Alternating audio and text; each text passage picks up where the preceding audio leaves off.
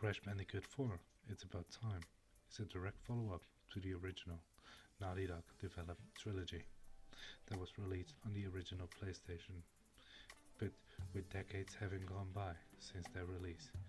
Crash 4 developers, Toys for Bob, had the chance to make something ambitious in size and scope that just couldn't be done back then. Well, as Toys for Bob is talking to IGN about the launch of Crash 4, Jan elaborated on the scope of the ambition of Crash 4 and the team behind Spyro the Reignited trilogy. He stated that he set out from the very beginning to make the biggest Crash game ever. Nothing that the recently released demo, which has already led to some impressive speedruns, I might say, was meant to give longtime fans a sense of the scope. Didn't literally just mean the longest levels ever, but something much more all-encompassing. That was part of the motivation for releasing the demo, to help more people get their hands on it and get a feel for just how much bigger and massive the levels were.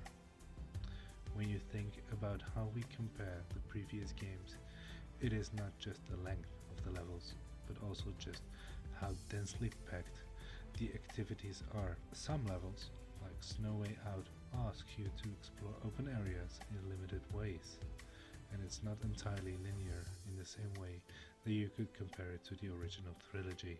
But Yen emphasized that even as the scope of the game grew with the new gameplay edition, additional modes like the inverted mirror mode, playable characters, and more, running it in the classic Crash platforming experience, returning players to the known was a key aspect of the development process.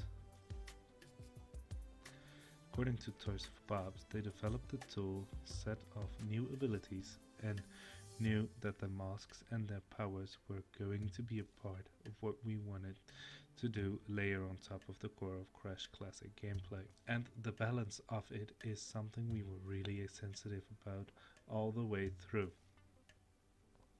There are new masks, new locomotion tricks, there's new alternate heroes, but they wanted to make sure that you're coming to this game presumably to play as Crash. And we don't want this to be a string of disparity experience where it felt like all kinds of other things outside that may give variety, but might overpower was the core of the experience.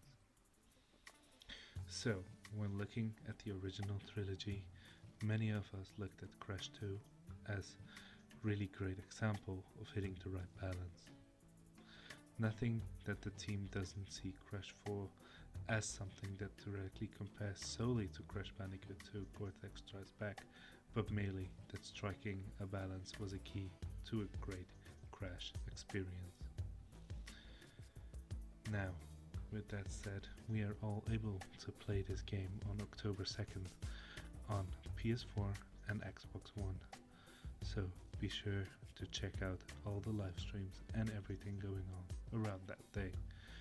I would lovely appreciate it if you would subscribe, like, comment, and hit that notification bell on this video. Thank you guys for watching, and hopefully you'll be doing the crash dance soon enough.